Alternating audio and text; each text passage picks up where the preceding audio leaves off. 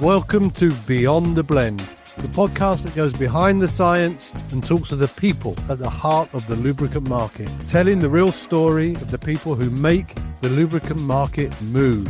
With real insight and honest conversations, we aim to show off the people's side from across the entire lubricant supply chain. Join me, Steve Knapp, and Rob Taylor as we delve behind the scenes of the lubricant industry. Let's go. Okay, welcome along. Let's dive into it with this episode's Quick Fire 5. Amanda, tea or coffee to start your day? Coffee. Iced. Of course. Because I live in Houston. Iced coffee. Oh, of course. Yeah. Print newspaper or digital feed? Print all day. What's your favorite time of day to write or to think? That depends on when I get the energy. So sometimes it hits in the morning. Sometimes, like Friday, I was writing at 7 p.m. So, it's whenever the inspiration strikes. Brilliant. We'll come back to that one. What's on your desk that says something about you? Oh, what says? There's a picture of me as a baby at my first Christmas, and I'm looking at it right now. I'm watching the TV news rather than playing with any of my toys that I've received. So I think that is a nice representation of who I was going to become. Excellent. And we'll dig into that more, I'm sure. And finally, data or story? Both. Data is integral to storytelling. And I'm hoping, Amanda, we're going to figure out why you believe that and why I might also agree with some of that. But Amanda, thank you for taking part and jumping on to have a conversation with me today on Beyond the Blend. Please do take a moment to introduce yourself, where you're joining from, who you work for, and what it is you do. All right. I am Amanda Hay, and I am the global lead for the base oils squad here at ICIS, which for anyone who's unfamiliar, we provide data for base oils, pricing data, margins data, forecasts, supply and demand, all of this good stuff to help our customers make the best business decisions that they can. Brilliant. And you're based out of Houston? Yes, I am in Houston, Texas. We are headquartered in London, but we do have the Houston outpost for the Americas. We have offices in Sao Paulo, in Singapore, kind of all over the place. But Houston's one of our largest. Brilliant. And in our brief time, Amanda, when we met at Ilma a few weeks back, you travel around a lot, right? I mean, it's crazy. Yeah, it can get exhausting. So I'm headed off to Cape Town, Africa here in a few weeks for a conference that we put on there. After that, I'll be in New York for our Pan America Base Oils Conference. I go to Brazil quite often. We have conferences also in the Middle East, in Singapore. We're just all over the place. So, of course, World Base Oils coming up here in London in February. It's our 30th anniversary for that event. So it's pretty exciting stuff on the horizon. I'm sure we'll come on to this in a little bit in our conversation, but as you start to try and introduce new talent to an industry, I mean, I go to Brazil, South Africa, New York, Houston. I mean, wow, that's exciting, right? That's what a opportunity. Yeah, and it's not something that was, presented to me before I joined this organization. So I came up as a print journalist in community newspapers, and so that's pretty localized. You kind of have quite of a small world there that you become an expert in. I would say that base oils is still a small world as an industry. It's kind of tight knit, but it has global reach. Yeah, exciting, isn't it? Exciting. We're going to cover a lot in this conversation. I'm looking forward to where it goes. We're going to hover a little bit around something that I think you alluded to in your early memory of the picture that was on a desk, which I think is a great answer. You didn't know that was coming. I think that's such a fabulous fabulous answer. Of you on your first Christmas, looking at the television, and I think you said, "It's the life I thought I was going to have." I mean, tell us about that. I mean, what does that mean?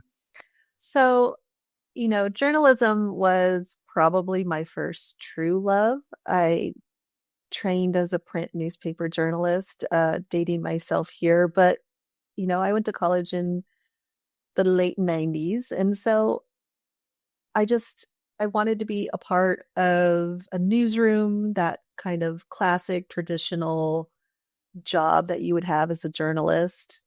I'd kind of tell people sometimes, don't get your dream job right out of college, because that'll just set you up for disappointment later on in your career. A little bit tongue in cheek there, but I think there's a kernel of truth to that. Yeah, So I'm not sure you'll see that in many motivational leadership books there, Amanda. I don't know. probably But no, I not. agree. I agree. If you Hey, peak too journalists keep it soon, real. yeah. What was it that sort of drew you to journalism? Obviously, from a very young age. I mean, your first Christmas even was you were interested. But what was it? Do you think, looking back, that attracted you? I just loved, all aspects of the whole world of journalism. So I I think that, community journalism, which is what I ended up doing. So I worked for smaller to mid-size newspapers, and it's one of the most valuable and critical institutions that we have. It keeps us informed, keep us accountable, they keep us connected, these community newspapers. It's really, really rewarding to have, the privilege of telling the stories of the community that shaped you. I was fortunate to work in my hometown newspaper, and that felt really special because I could be a part of telling my personal community's stories. It's not glamorous work. The hours are terrible. The pay is even worse. But it's one of the happiest moments I've had in my career, because it just felt so close to home. I love that the journalists who do this kind of work are, the bearers of a community's institutional knowledge. They are the thread that knit, you know, these cities together and keep everyone sort of tied, as it takes a village, right?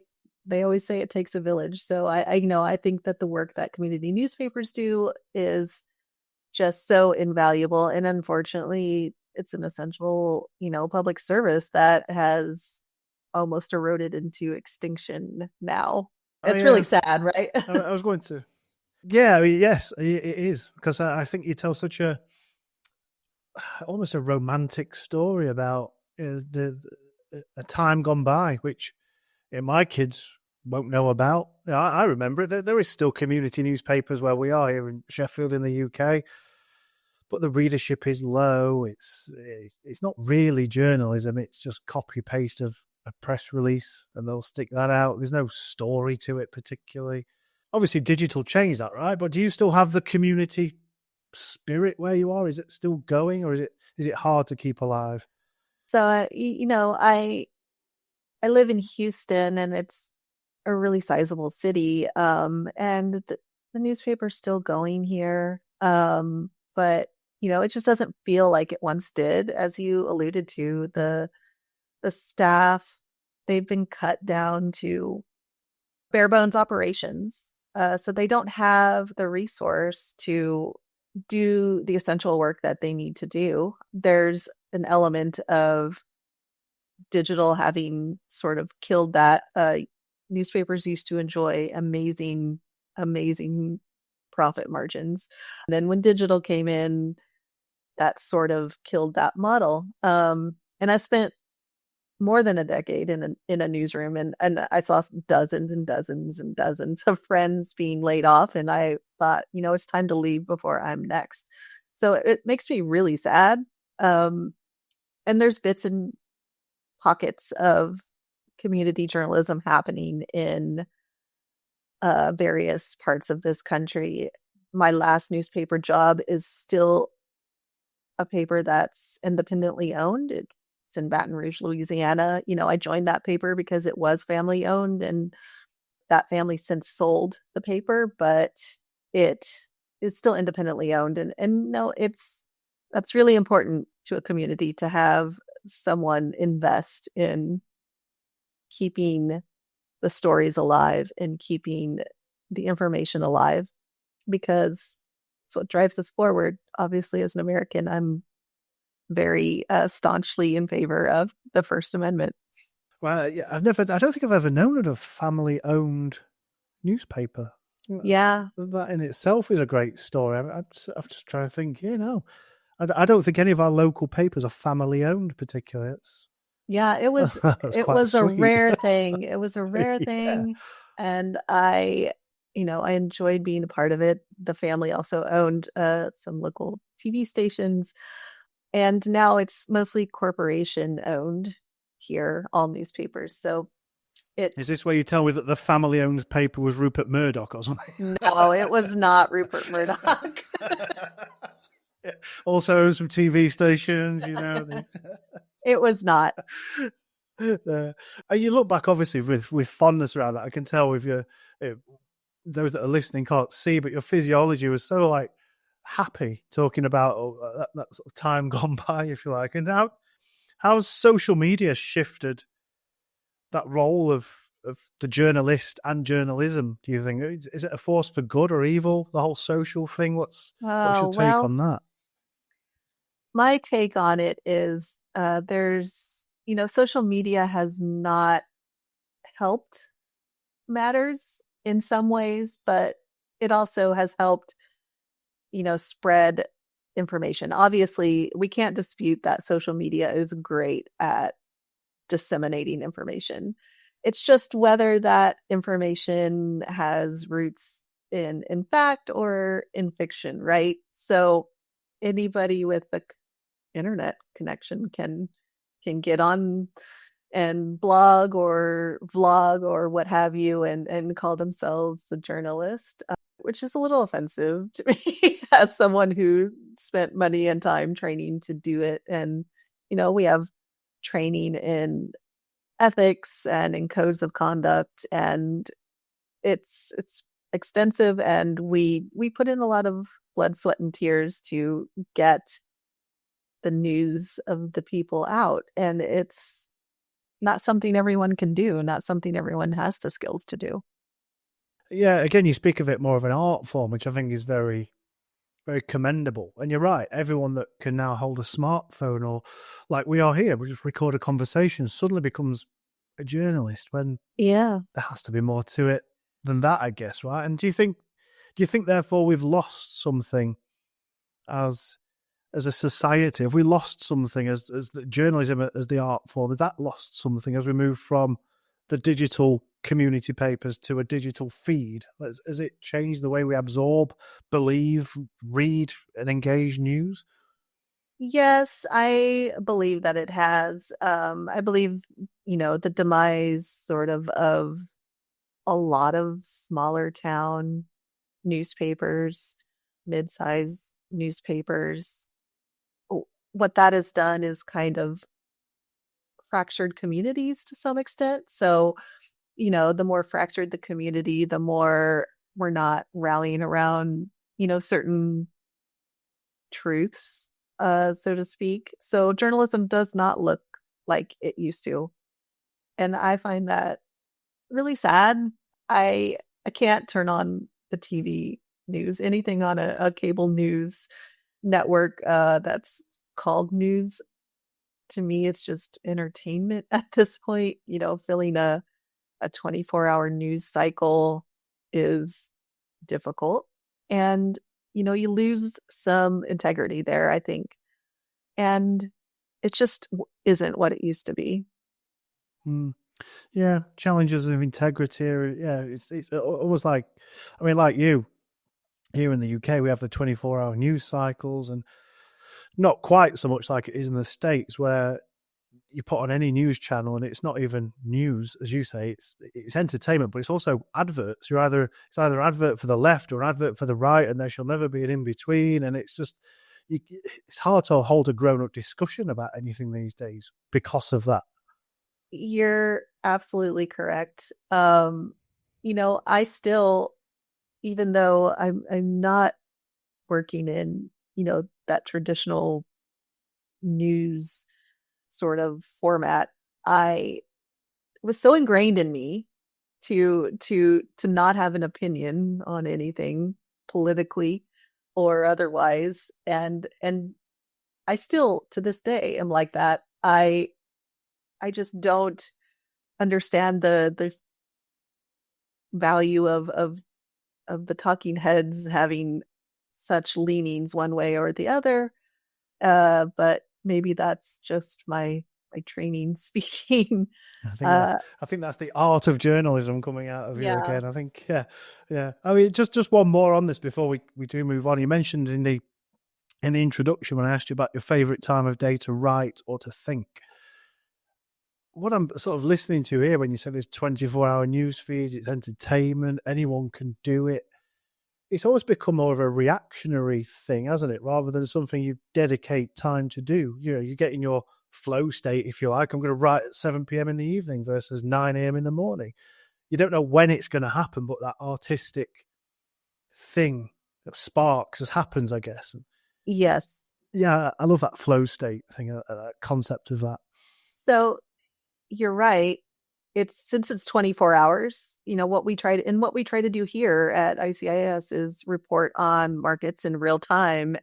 I've never not been on deadline in my career. It's a daily deadline. It's every day. It's not for someone who is not good at meeting commitments or meeting deadlines that are quick in succession, or people who can't react quickly to something that's going on. That whole breaking news element of journalism is something that I really, really, thrive on. It's exciting.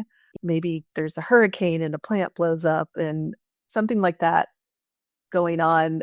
We, as a team, we switch into that go mode. I know that during Hurricane Harvey here in 2017, we were people who were flooded in our homes or couldn't leave our homes because there was a river outside. That was everyone on the team, and we were all working from home. And this was before remote working was a thing for our organization. We kept it going. We kept informing the industry on what was happening from, the confines of our home with, these rudimentary setups to deliver news. And it was just such a team effort and a great example of kind of that community journalism spirit come to life in this business to business reporting. It was really nice. So, but we, this team here in Houston is so trained on keeping an eye on those hurricanes and preparing for the worst. Last year we had Hurricane Beryl. I didn't have power for several days, but we still managed to work during the ice storm. We had, I didn't have power. We had a huge ice storm. It took out power for all of Houston in 2021. People were working from their cars because they were just trying to get a charge, get warm.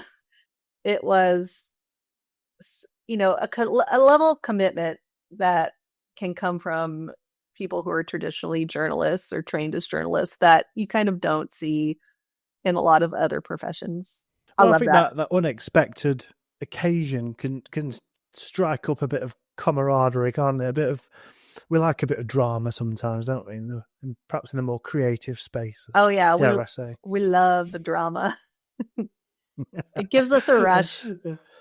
Yeah. So then you went and worked in data as a shift, right? It's. I mean, when did you realize you could always take your journalism talent and apply that to the world of data? Because that seems two wholly separate skill sets. Yeah. So tell us about that. It is separate, but also weirdly all of the skills that a journalist has tend to apply quite well to the working world that I'm in now. So, my career did take a turn.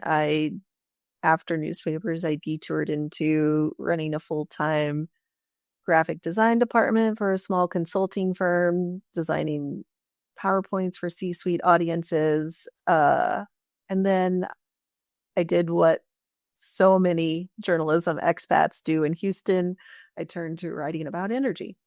But, we are inquisitive, curious by nature. We're skilled at learning complex subject matters very quickly and well enough to communicate it to mass audiences. We're good at getting information from people. We know the right questions to ask. We're extensively trained in ethics, which of course underpins our strict code of conduct and compliance regime here at ICIS. And the data-driven PowerPoints that I had the experience of building, I'm now making for myself rather than other people. Everything, it seems like, has built up to what I'm doing now, which may not be traditional journalism, but has a lot of the same key elements and hallmarks of what my journalistic career had. Yeah. Well, it does, doesn't it? I'm just listening to the words you were saying there around curiosity or storytelling, or it's just that natural interpretation of something. I think it carries over quite nicely, doesn't it? And sometimes I guess to those listening who might be thinking about a move into lubricants industry, for example, I'm a journalist. What can I do in the lubricant space? I think you are a great advert for what can be done. Yes. Do you champion that? I would. I don't know if it would be a good idea to go into journalism as it's traditionally positioned at this day and age. I don't know if I could advocate for that, but I do advocate for going to journalism school, getting those skills and translating it how you need to. This kind of work is perfect. So, here at ICIS, we're sort of transitioning from a traditional publisher of information and also data, but it did look a lot like journalism before. With we have a 24-hour news feed here at ICIS, so we have a team of people who are just writing news, and we are transitioning sort of to position as data providers, because really that's what we are. We're providing data and intelligence and solutions to our customers, and journalists are very well positioned to make that a reality and do it very well. So I would advocate for people to explore these kind of alternative jobs that are available to them. Commodity space in particular is where a lot of opportunity lies. These are opaque markets. They need people who can collect the information, analyze it, disseminate it. And what we are finding is that as we work more as teams with our analysts, we have a whole team of analysts and a whole team of what we call market editors. And the market editors have traditionally functioned as journalists, and analysts house the expertise, right? But we're coming together, one squad, to deliver improved communications and intelligence to our customers. And it's really, really nice to see everyone being able to sort of evolve their skills into what is sort of a new offering for customers in this space, because the traditional model of the price reporting agency, which is what we are, does not really serve the modern buyer of commodities. It's no longer just a brief transactional kind of interactions that we have with our customers when we're collecting information. They want real-time data, real-time intelligence, consultation on things. They want a partner and in less of a service provider. So our Mm. intent is to And less get of a commentator, I guess, right? right, Yeah, right. yeah. They want an informed view, an informed third-party view on markets to better arm them with information to take back to their suppliers. Ready to stop guessing how lubricant buyers truly decide? Well, come and see us, the Plan, Grow, Do team, at the 30th ICIS World Base Oils and Lubricant Conference in London on the 4th of February. Join our exclusive Buyer Revolution workshop or tune in to our one-off session on buyer behaviour alongside an event where you'll gain strategic clarity from over 70 experts and secure essential face-to-face time with the entire global market. Be in the room where strategy meets profitability. Search for World Base Oils and Lubricants now to secure your access. I'm finding it a really fascinating application of how you bring data to life, because it's commodities, it's numbers, it's wow, it couldn't get chewy, right? And I guess therefore it's the skill set and the challenge, I guess, in the way buyers are buying differently, the way the market's behaving, the way we want trust to be built, what a partner to advisors. There's a challenge there, isn't there, to tell that story. And I guess going back to the introduction where I said data or story and you said both, which was cheating, by the way. You shouldn't have said both. I know. You had to pick one. But then I agreed with you, so I made it worse for myself as well. I do agree with you, because I think some people look at just data and think, well, we're just a commodity. And some look at story and don't have the foundation of the data to tell a good story. So how do you bring that to life? Or what stories are you telling from your data? So you have to tell a cohesive, joined up global narrative. That's what people want. We've traditionally worked in sort of regional silos as well. This is a global marketplace now. And another thing that we are finding is that people have, I know you're finding this as well, people have less and less time on their hands to do anything, to let alone, most people are wearing 2 hats, 3 hats, something like that. So our job is to take the data, visualize it, and bring it to life in a way that makes sense for our customers so that, they can get away from sort of doing all of the hard research on their own. So we want to be a partner in helping with that. There's a common misconception sometimes with people. I just need to watch the price of crude, and then that's enough for me to understand what's going on in my markets. And of course, there's so many other factors. Base oils itself is sort of a side venture of the overall refinery, right? Like, you've got lubricants representing about 1% of the crude oil barrel. So there's so many factors that go into pricing mechanisms for base oils, just whether the refinery makes it or not. And it's these kind of details that we can bring to the customer and help them to frame and understand what they're looking at and their particular problems that they might be seeing. So as far as data coming to life, visualization is really key. What we see is that people spend less and less time reading.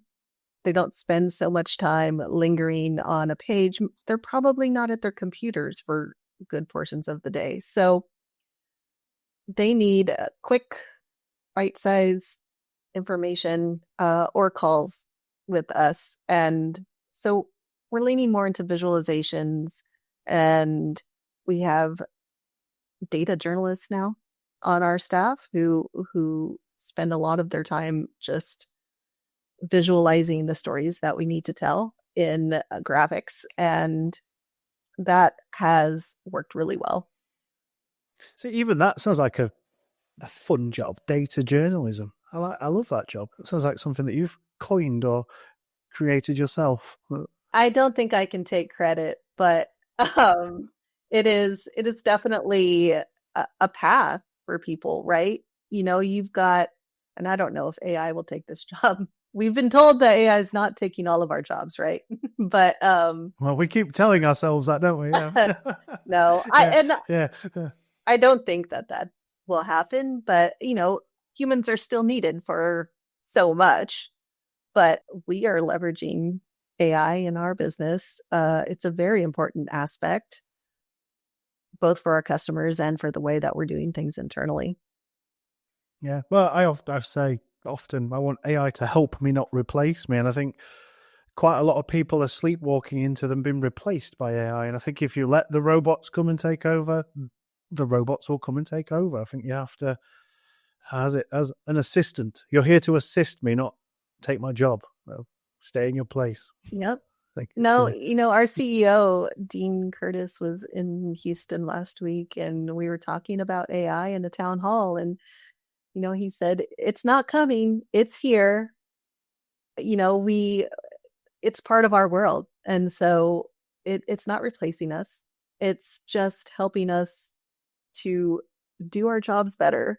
So that's the kind of the mantra that we're going with here. I think we are the only company like ours who have an actual AI product, and it's really impressive to a lot of our customers, like what it can do, what it can parse through in our repository of information and databases that we have, and bring them the answers that they need, because we have so much data, so much intelligence, and it can be overwhelming task to parse through that. So ask ICIS, Yeah, getting a handle on it can be overwhelming in itself, can't it? I was chatting before you joined the call to James, our producer, about just the rate of change in AI. It's like, if you look back even 6 months ago to now, it's probably a wholly different picture. You are not going to stay ahead of it. You've got to just keep it helping you, I think. It will overtake very quickly if you sit back. And if you're not incorporating and learning about it, you're behind. So yes, it's behooves us all to just really dig in and accept this is the future. Yeah.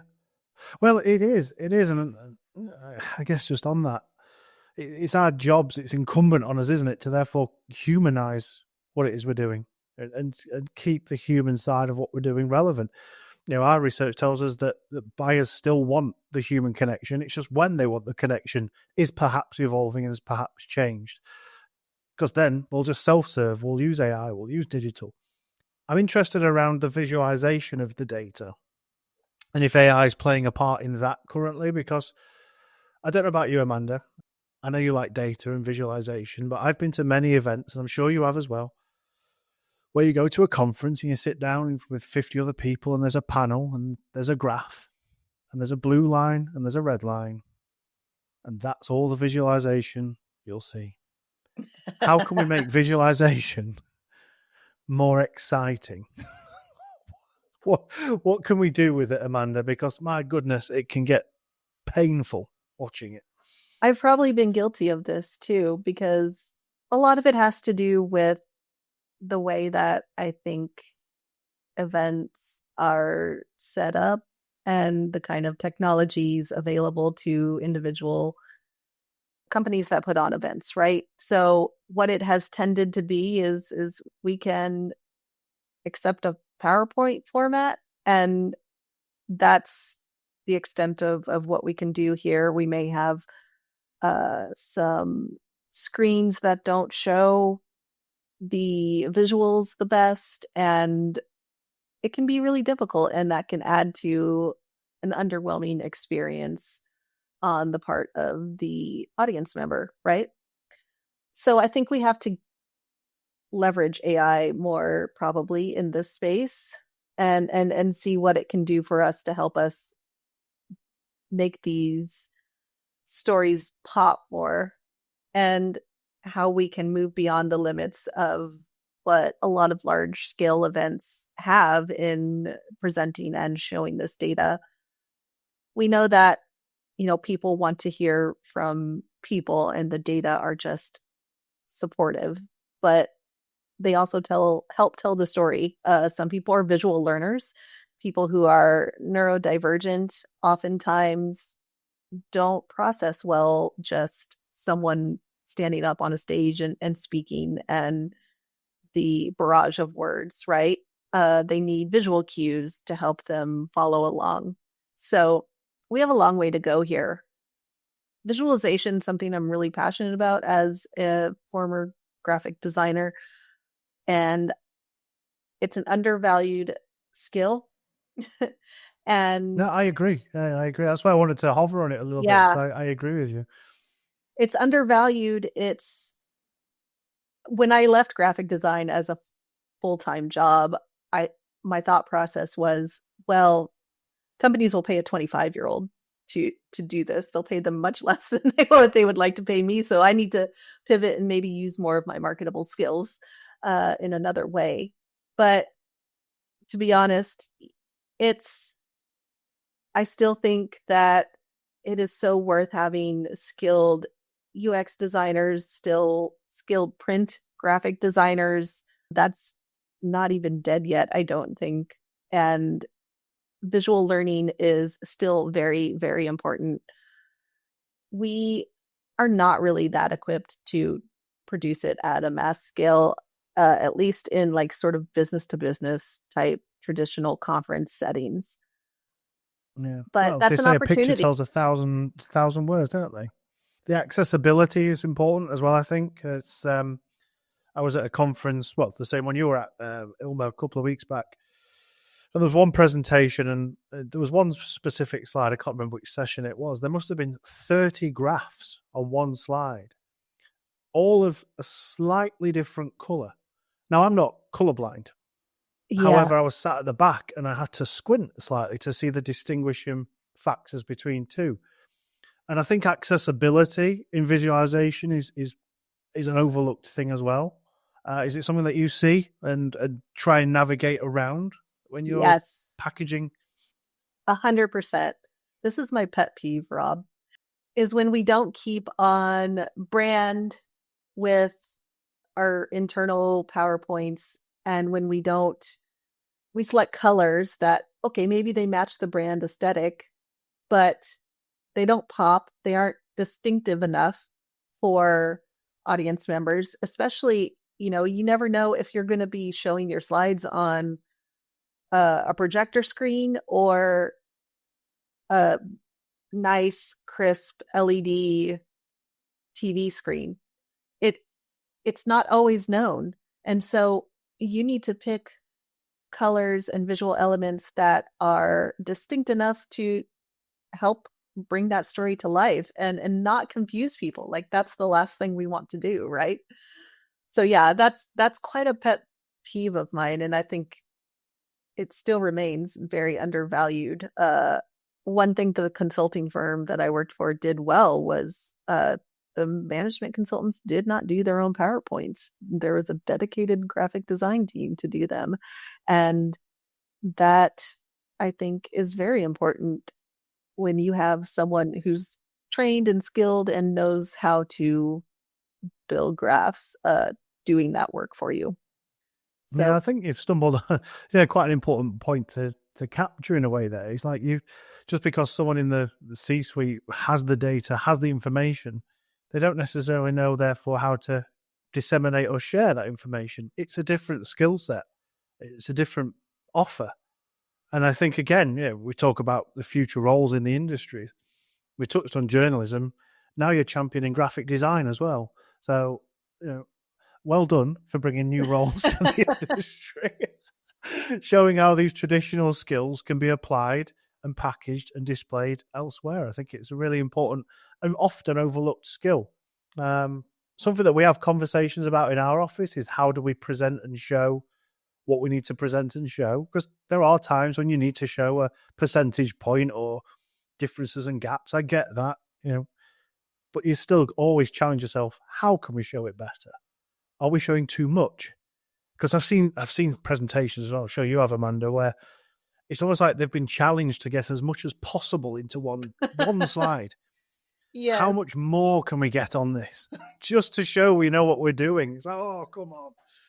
So less has to be more sometimes, right? one of the rules is in graphic design, build it and then take away, right? You take elements away and just end up with the bare minimum of what you need on there to tell the story. I'm always building slides that I build slides that are too complex. And I'm like, okay, this could really be simplified here. So I put a lot of thought and time and effort into building slides. I'm probably still got a long way to go, but it's just having that foresight to know that this is going to resonate or this is not going to resonate. That is a different skill set, and I think that we put a lot of people up on stage who may be brilliant public speakers, but then the slides they have supporting them are possibly not ideal because maybe they weren't made by someone who knows that work. Yeah, and there comes the challenge of you're reliant too much on your slides, and if your slides therefore are like a storybook or a flip book, it's like there's too much, and then you trip yourself up, and oh my goodness, the wheels can truly come off. They just derail. Can derail the whole thing. Yeah. Now I come from a more, I guess, creative background to Steve, my business partner here. And when we're creating new decks or something, I have a tendency to create more. And then Steve will pretty much fill it the whole thing out, and I'll go home sulking, and then it works out all right in the end because we meet somewhere in the middle, because you can overtell something, and I guess that's the challenge, and especially in a data heavy space. Sometimes you only need to let the people leave with 3 key things, 1 key thing even, not 50 on a slide. It's no more than 3. Honestly, and there's your takeaway tip. Yeah, no more than 3. Do you know, I didn't know this conversation was going to go down a slide presentation tangent, but I'm glad it has. I think we had a real good discussion around it. So good. I'm glad we went off in the weeds on that one a little bit. I just want to find out a little bit more about you before we let you get on your way. Do you still find time to, I guess, get your creative flair going outside of the work as well? Do you still write stories, journalism, news? You mentioned the community side of things. Are you still engaged with that? Is it something you have time to do?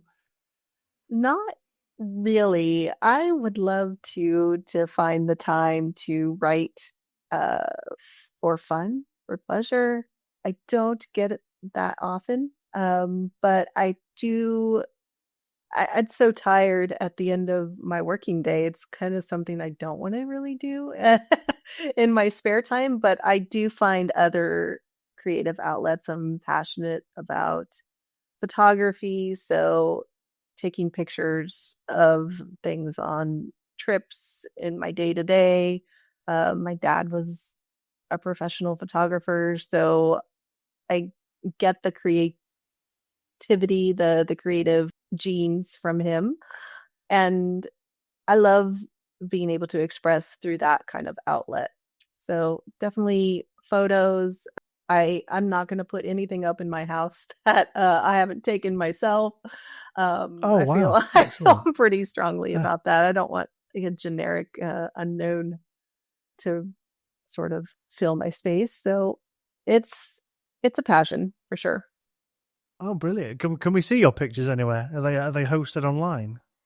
No, but that's a great idea. I should start sharing them to LinkedIn as I take them. I think I've posted maybe a couple from trips associated with conferences, but I should do that more. Thanks for the tip. You should. There you go. That's your takeaway from today. Yeah, but you really should. It's all about storytelling and journalism. Yeah.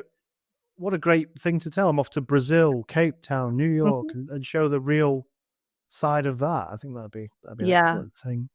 We'll start here in a couple of weeks, so keep an eye out for the Cape Town snaps. There you go. There you go.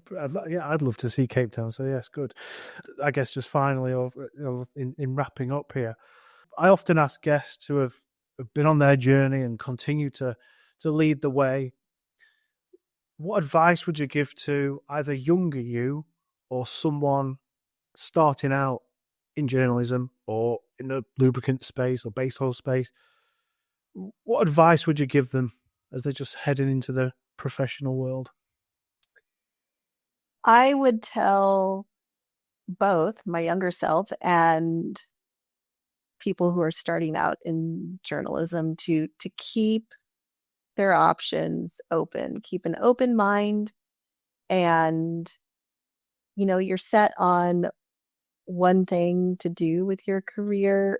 That's probably not what you're going to be doing in 15 years or 20 years, but explore what you can achieve with the skills that you're being taught in school, right? So one of the best things that someone said to me when I was interviewing for my job here is that if someone tells you that there are no opportunities for growth at ICIS, you're not looking hard enough, right? So it's just being open to driving your own path forward and identifying a need and stepping in to fill that need. Maybe it doesn't exist now, and you are uniquely positioned to make it happen. So, you just have to be willing to take your destiny into your own hands and then drive your own career forward. I think that's great advice to round a conversation upon. So, Amanda, that's wonderful advice. And I think those listening I've certainly learned a lot. I think those listening in will have learned a lot. And hopefully those listening can share this with perhaps the younger organisations and other departments, because I think there's lessons there for everybody. Where can we see about you, your work, and soon to be your photos, Amanda? How can we connect with you online? LinkedIn is the best way to connect with me. I think, we're always posting updates about what we're doing as a business. And also, I do love to tie a lot into my past life as a journalist, because I do feel passionately that, the two are not dissimilar. And even though I'm more of an analyst journalist hybrid now, those roots never leave me. So I try to maintain a really human element to myself on LinkedIn, and I hope it resonates with everyone. But I would love to meet anyone and everyone in the lubricants space and hear from them what their pain points are, what their concerns are, what their opportunities are, what drives them, what excites them. So I just want to bring this industry to life in some way, shape, or form. So connect with me there. I think it's fair to say you are. So well done, and keep going at it. Yeah, what a great story, and I really enjoyed that. So thank you for taking time out. I learned a lot about you and the industry, so really appreciate that. And Amanda, we'll catch up again soon. Thank you so much, Rob. I really enjoyed it. The world's leading lubricants-focused trade event comes to the Middle East this January. Lubricant Expo Middle East will take place from the 20th to 22nd of January at Festival Arena, Dubai Festival City in the UAE. With over 120 exhibitors covering the entire lubricant value chain and 1,500 visitors, including industry leaders, OEMs and end users. It's an unmissable opportunity to meet and do business in this exciting region. Register now to attend for free. Head to lubricantexpo.com/me for more information. Thanks for listening to this episode of Beyond the Blend. Be sure to follow us to catch next and future episodes as we continue to explore the people within the lubricant market.